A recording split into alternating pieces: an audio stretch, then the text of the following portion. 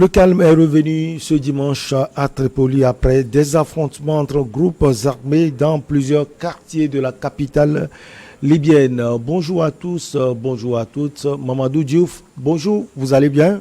Bonjour Michel. Et la guerre civile s'invite à Tripoli une fois de plus. Dire que c'est une surprise ne serait pas sérieux, puisque ce qui avait amené la guerre civile, c'est cette façon qu'on avait de parler d'une Libye qui se trouve à Tripoli et d'une Libye qui se trouve à l'Est. Et malheureusement, le fait que les élections de fin décembre n'aient pas eu lieu a mis la Libye dans une sorte d'imbroglio sur le plan juridique. Il n'y a pas de texte, il y avait une feuille de route, il y avait des accords qui ont été durement négociés avant de réussir à faire en sorte qu'il y ait un rapprochement, une mise en commun de ce qui existait à l'Est et de ce qui existait à l'Ouest pour qu'on reconstruise progressivement une Libye unifiée. Le problème, c'est qu'à la date butoir des élections qui devaient permettre de passer à une autre situation, il n'y a pas eu d'élection.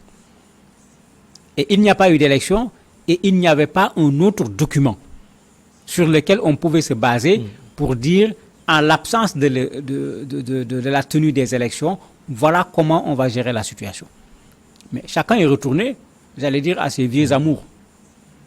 À l'Est, on a formé un gouvernement avec un Premier ministre. À l'Ouest, on a confirmé le Premier ministre Daïba, on a formé un gouvernement.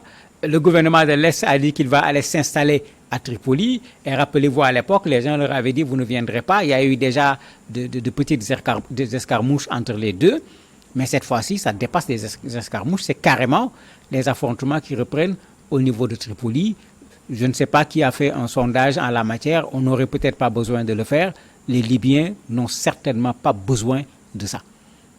Parce que depuis 2011, cette population a suffisamment souffert avec la mort de Kadhafi, en perdant tout ce qu'ils avaient comme stabilité, en étant dans une situation précaire depuis pratiquement plus de 10 ans. Mais retourner à la guerre aujourd'hui entre une Libye de l'Est et une Libye de l'Ouest n'apportera absolument rien à la Libye de façon générale. Justement, on va exploiter votre chute. La guerre civile aujourd'hui, c'est entre la Libye de l'Ouest et la Libye de l'Est, ou bien il y a également d'autres groupes qui s'invitent à cette guerre.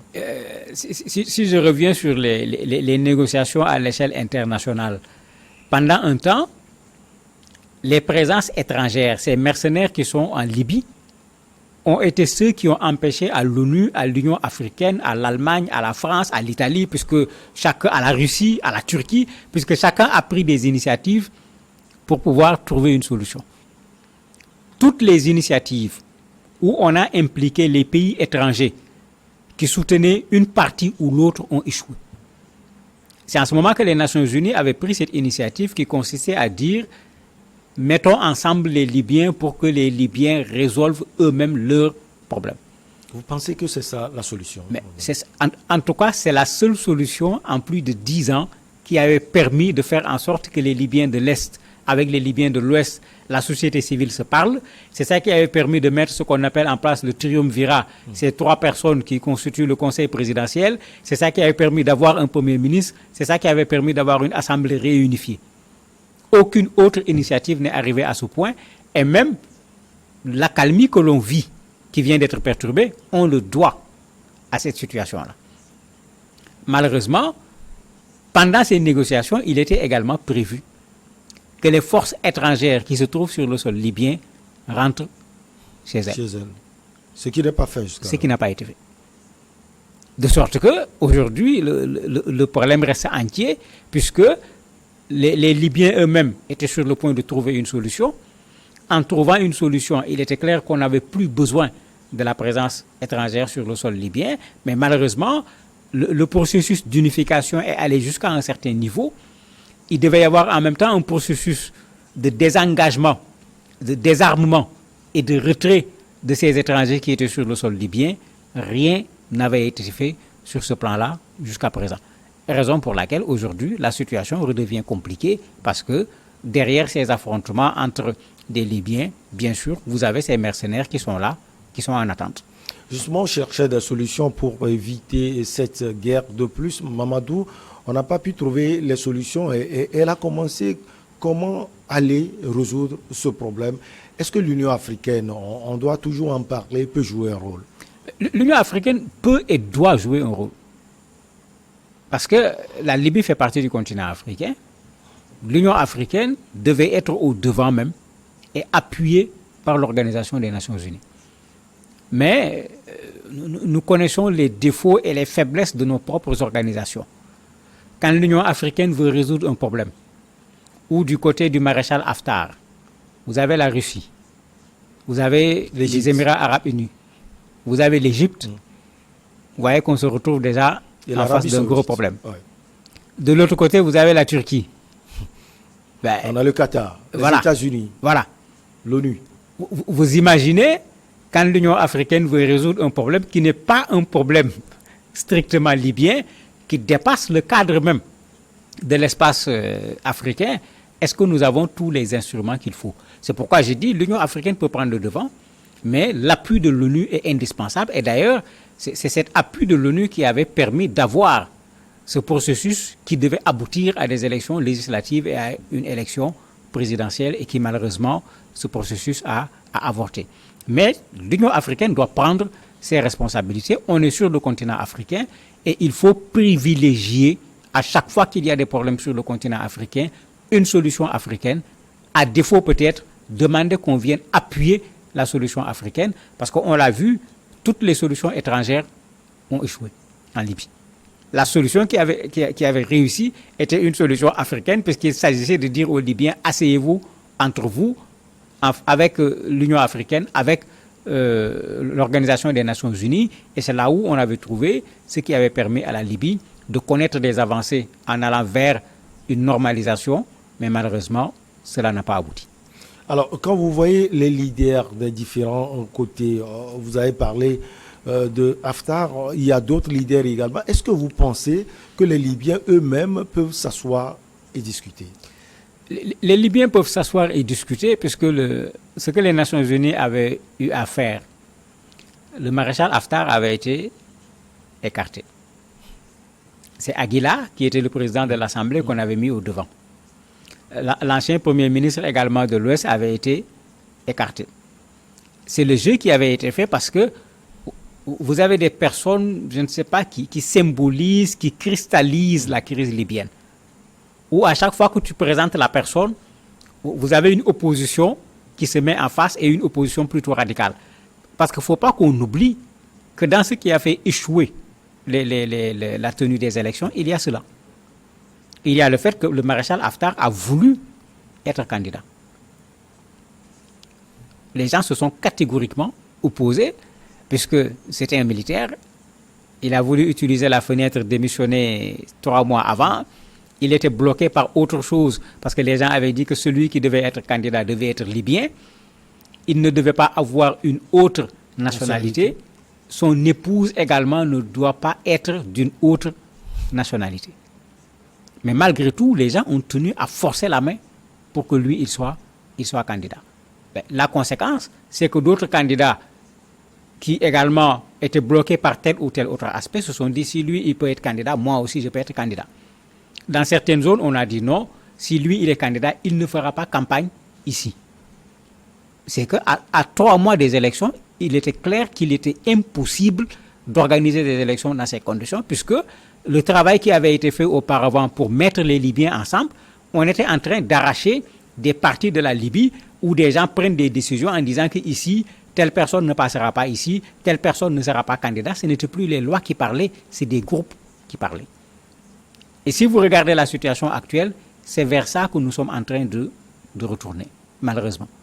Mais c'est pourquoi il faut que l'Union africaine prenne les devants. Il y a quand même des actions depuis l'échec des élections, mais pour le moment, aucune des tentatives n'a réussi à mettre quelque chose de solide sur place, puisque le Premier ministre de l'Est considère qu'il est le Premier ministre légal, que l'autre est un Premier ministre illégal.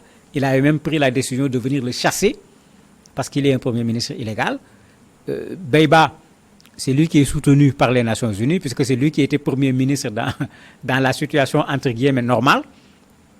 Quand la situation est devenue anormale, les Nations Unies l'ont confirmé comme Premier ministre, ce qui n'a pas empêché à ceux de l'Est de nommer, eux également, un Premier ministre. Et vous voyez qu'on se retrouve à nouveau avec une Libye, deux gouvernements, deux zones de décision, deux parlements, etc. Alors que c'est ça le problème qu'on avait essayé de résoudre en voulant que ces institutions se mettent ensemble pour que la Libye retrouve son unité. Alors, Mamadou, pour certains analystes, cette situation chaotique profiterait aux Occidentaux. Vous faites la même lecture? Mais il est clair qu'il y a de quoi se poser la question, quel est le Libyen qui trouve son compte dans la situation actuelle de la Libye? Objectivement. Kadhafi, on pouvait lui reprocher beaucoup de choses, mais dans son pays, il faisait bon vivre. Oui, bien sûr.